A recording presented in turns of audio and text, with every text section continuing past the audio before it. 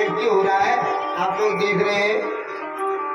घनश्याम जी के ही जो है सुपुत्रों और नाती पोतों के द्वारा महायज्ञ हो रहा है। तो ये इतने जो है तपस्वी थे। देखो ये जो बीज लगाया जाता है ना, तो वैसे जैसा बीज होता है वैसा ही वृक्ष भी होता है, फल भी होता है। तो ये दादाजी इनके पिताजी श्री घनश्याम मोदी जी बड़े धर्मात्मा थे। आज ये अम्मा बैठी है यहाँ पर, देखो ये सुबह 8 बजे आ जाती है और शाम का 7 बजे तक इधर बैठना, एक बूंद पानी भी नहीं पीती है कि नहीं। देखो अम्मा अभी भी व्रत करती है। तपस्या में यही तो फल है। कहते हैं दान करने से धन बढ़ता है, अध्ययन करने से ज्ञान बढ़ता है, और तपस्या करने से तेज बढ़ता है शरीर का। ब्यूटी पार्लर जाकर यदि तेज बढ़े हो, खाली जो 4 दिन सुबह 5 दिन बैठे कसा अगर सदा चाहते हो ब्यूटी पार्लर बना जैसे बने रहे, खूब भगवान का भजन करो, खूब तपस्या करो। तपस्या करने से क्या होता है, मनुष्य का माथा ही चमकने लगता है, मुखमंडल चमकने लगते हैं। तो तपस्या में शक्ति होती है। बड़े बड़े जो तपस्वी होते हैं ना, उनका मुखमंडल अपने आप चमकने लगता है। कहते ना कभी बड़े रूप सब देवी जैसा, तो देवी के मुख में चमक होती है। तो जो तपस्या में रहता है, जो भजन अपने नियम में रहेगा, अपने धर्म में रहेगा, उसके मुख पर बिना क्रीम पाउडर लगाए ही चमक आ जाती है। तो हम भी चाहे अगर ऐसी चमक रहे तो थोड़ा तपस्या सब धर्मों पर चलना चाहिए, आहार शुद्ध होना चाहिए, रहन सहन अपने धर्म पर रहना चाहिए, खूब पूजा पाठ में रहे तो खूब जो है अपने आप शक्ति आ जाती है दीदी। तो आज जो महायज्ञ चल रहा है वह भी आप देख रहे हैं, हमारे जो है देश काल से अकादमी के जो सस्ता बड़ा धर्म और क्या होता है कि नहीं। तो धन बड़ा नहीं होता, धन को किस मार्ग में जा रहा है वो मार्ग बड़ा होता है। धन कमाना भी बड़ा नहीं होता, धन खर्च करना भी बड़ा नहीं होता। धन की गति किसमें हो रही है, उसी से मनुष्य को सुख दुख मिलता है। हमारे पास 1 लाख रुपया है, हमने सोचा भैया गांव में पानी नहीं है, चलो क्या करें, कुआं खुदवा देते हैं, सारे गांव वाले पानी पिए। ठीक है, 1 लाख रुपए का हमने कुआं खुदवा दिया। और जिसके मन में विचार आया भैया कुआं खुद गया है, 1 लाख रुपए तो कोमलों तक एसी बढ़िया एसी कमरा बनाऊंगा, उसमें रात दिन सोऊंगा। एक आदमी ने एसी कमरा बनाया, एक आदमी ने जो है 1 लाख रुपए का अपने लिए एसी कमरा बनाया, और एक मध्याह्न शाम को भोजन आदि भेज देते हैं। भगवान कहते हैं बड़े साधु संत ज्ञानी है बच्चों, इनके साथ छेड़खानी मत करना है, साधु संतों का अपमान मत करना। बच्चे कहते हैं हाँ, बच्चों के मन में जिज्ञासा हो गई क्या सच में ज्ञानी है नहीं है।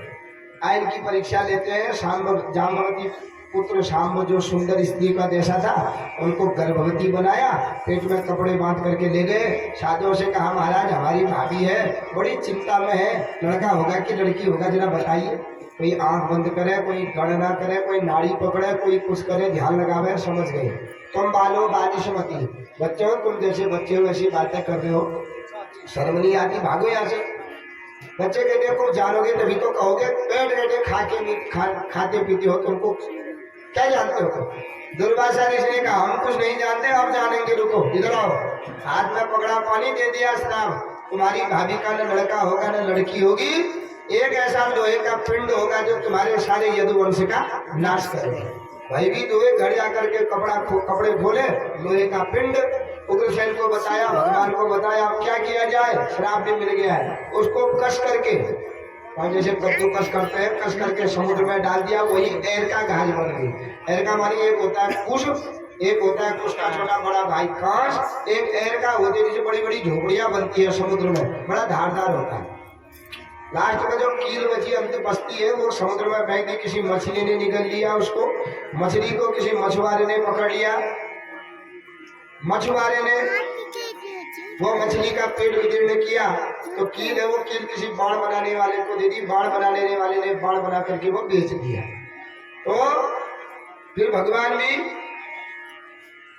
विचार करने लगे, अब मेरे अधर्म वंश से ही जो है अधर्मी हो गए हैं। मैं आया था पृथ्वी का भार मिटाने के लिए, अधर्म रक्षा करने के लिए, धर्म की जो है मिटाने के लिए, धर्म की रक्षा करने के लिए। आज मेरे नाती पोते ही अधर्म पर हो गए हैं, तो मदिरा पीने लगे, आपस में लड़ने लगे, लड़ते लड़ते समुद्र के किनारे गए, एक दूसरे पर वो घास पकड़ के मारे, तो सारे यदुवंशी नष्ट हो गए।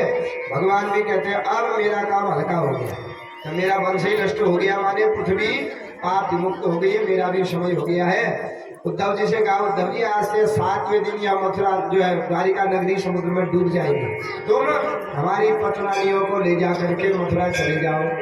महाराज तुम कहाँ जा रहे हो? भगवान कहते अब मैं जाता हूँ। रोने लगे उद्धव जी, महाराज तुम चले जाओगे तो और अधर्म हो जाएगा। भगवान कहते हैं शरीर अब धारण नहीं कर सकता हूँ, क्योंकि श्राप मिला है यदुवंश का नाश उस लोहे के पिंड के द्वारा होगा, तो शरीर छोड़ रहा हूँ, लेकिन मेरी जो प्राण है वो अभी आज श्रीमद् भागवत के ही ग्रंथ में मेरा प्राण रहेगा। तो इतने में भगवान वन में जाकर के एक झाड़ी के पीछे सो गए और पांव से झाड़ी हिला रहे हैं। वही बाण वाला आया, उसने सोचा मृग है, मारा बाण भगवान के अंगूठे में लग गया। अरे भगवान से कहा महाराज गलती हो गई। भगवान ने कहा गलती नहीं, मेरी इच्छा से ही बाण मारा है तुमने, क्योंकि निमित्त होना चाहिए। बिना निमित्त के संसार में किसी की मृत्यु नहीं होती है, क्योंकि यमराज को नहीं तो दोष लग जाएगा। कोई कहता है यमराज से मारा करके, कोई कहता है अटैक पड़ गया, कोई कहता है रोग हो गया, कोई कहता है एक्सीडेंट हो गया, कोई कहता है सीढ़ियों में गिर गया, कोई कहता है कुछ हो गया, कोई कहता है यमराज ने मार दिया करके। क्योंकि यमराज नहीं आएगा तो मरेगा क्या आदमी? नहीं मरेगा। इधर यमराज पर निमित्त भगवान भी कहते नहीं होता है, नहीं छोड़ेंगे। यमराज अपने पर कभी निमित्त नहीं रखता है। तो भगवान के शरीर से जो ज्योति निकली वो भागवत की पुस्तक में समा गई। उद्धव जी ने भगवान के शरीर का दाह कर दिया। जब शरीर दाह हो गया, अंत में पुरुष का बचता है छाती का हिस्सा और स्त्री का बच्चा है कमर, और बचाना भी चाहिए। पूर्ण जो है जलाना निषेध कहा गया है, क्योंकि जल में जो जीव है ना उनके लिए भी कुछ छोड़ना चाहिए कहते हैं। तो पुरुष का कितना भी जला लो, छाती का हिस्सा थोड़ा बच ही जाता है, और स्त्री का भग कमर। तो इतने में भगवान का थोड़ा हृदय बच गया, तो सभी कपड़े में लपेट करके वो बहा दिया। वही जगन्नाथपुरी के जो राजा है उनको स्वप्न हो गया। भगवान कहते मेरा हृदय तेरे वहां आया है, और किसी लकड़ी की जो है मूर्ति बना करके उसको स्थापित कर। तो उसने समुद्र किनारे गया तो भगवान का हृदय, तो वही हृदय पकड़ के जगन्नाथ की जो लकड़ी की मूर्ति होती है ना, लेकिन हृदय भगवान श्री कृष्ण का आज भी जगन्नाथपुरी में है। 4 धाम है भगवान के। 4 धामों में भगवान का जो स्नान घर है वो रामेश्वर है, पूजा घर है बद्रीनाथ में, भोजन घर है जगन्नाथपुरी। जगन्नाथपुरी में 4 लाख आदमी भी पहुंच जाए, जितना प्रसाद बनता है वो चाहे 10,000 आदमी है उनके लिए भी हो जाता है, 4 लाख पहुंच जाए उनके लिए भी पहुंच जाता है। वहाँ भगवान की रसोई है जगन्नाथपुरी में। देखिए इतना 56 करोड़ का वंश है, कितना भोजन बनता होगा भगवान का। तो द्वारिका में आज भी महिमा है, भोजन उतना ही बनेगा जितना रोज बनता है, पर उसमें चाहे 1 लाख पहुंच जावे चाहे 10,000 हो, उतनों के लिए निश्चित होगा, हमारे बचा ही रहता है। भगवान की पटरानियों लोग मथुरा आ गए। इस प्रकार राजा परीक्षित को सुनाया, राजन जब जिस दिन भगवान गए उसी दिन कलयुग आ गया, और उसमें बात क्या हो गया, कलयुग में अधर्म होना प्रारंभ हो गया। धीरे धीरे कलयुग में धर्म का ह्रास होता रहेगा, अधर्म बढ़ता रहेगा, मनुष्य अपनी धर्म को छोड़ता रहेगा, अपनी मर्यादाओं को छोड़ता रहेगा। धीरे धीरे समय आने पर सुखदेव जी कहते हैं कलयुग में सब कुछ होगा मनुष्य को, लेकिन शर्म नहीं होगी। अब शर्म ही नहीं है तो उसके धर्म से क्या करते हैं, उसके पूजा पाठ से क्या करते हो, शर्म ही नहीं है। इसलिए शर्म ही तो मनुष्य का आभूषण है, लज्जा। जब वस्त्र चढ़ाते हैं भगवान में ना, तो मंत्र क्या आता है कि शीतवातोष संप्राणम लज्जाया रक्षणम परम देहालंकरणम वस्त्रम अतः शांतिम है। और आज पहली बार ही ऐसा हो रहा है कि किसी विद्यालय के द्वारा जो अनेक जो है बच्चों को संस्कृति और शिक्षा के बात के मार्ग में बता रहे हैं। शिक्षा तो सभी विद्यालय प्राय देते हैं, लेकिन संस्कार में थोड़े चूक जाते हैं। लेकिन यह विद्यालय ऐसा है जो शिक्षा के साथ संस्कार भी दे रहे हैं, और जीवन कैसे जीना है, विद्या ही बड़ी बात नहीं होती, अनुभव भी बहुत बड़ा होता है जीवन में ना। तो अनुभव जो दिया जाता है और संस्कार जो दिया जाता है, संस्कार से ही मनुष्य पूजा जाता है, ज्ञान से ही सर्वत्र नहीं पूजा जाता। ज्ञान तो जब बोलोगे तभी पूजा जाएगा, लेकिन संस्कार अगर मनुष्य के अंदर है तो उसका उठना बैठना बोलना तो वह सर्वत्र ही पूजा जाता है। जीवन में सुख भी संस्कार के ही द्वारा मिलता है। तो दिव्य जो है इनके द्वारा ऐसा दिव्य भागवत समस्त लोक कल्याण के लिए किया गया। जैसे कि मैं पहला भी कह रहा था, इनके दादाजी ने भी बहुत जो है यज्ञ किए, हर 2-3 साल में इनके घर में 84 लगते रहती है टाणा में। और अनेक भागवत श्री घनश्याम मुनि जी ने अपने जो है जीवन काल में किए, और साक्षात भगवान के परम जो है भक्त भी थे, साक्षात देवता का अंश भी उनमें था। और आज उनके ही सतमार्ग से उनके जो बच्चे हैं और उनके जो नाती है, वशिष्ठ पुत्र, वश में जिसका पुत्र है, माने माता पिता की आज्ञाकारी जो पुत्र है, अपने कुल के अनुसार जो पुत्र है, तो सबसे बड़ा सुख संसार में वही है। तो ये माता धन्य है, पिता धन्य है, दादी जी धन्य है कि ऐसे जो है इनके कुल में सुपुत्र हुए हैं।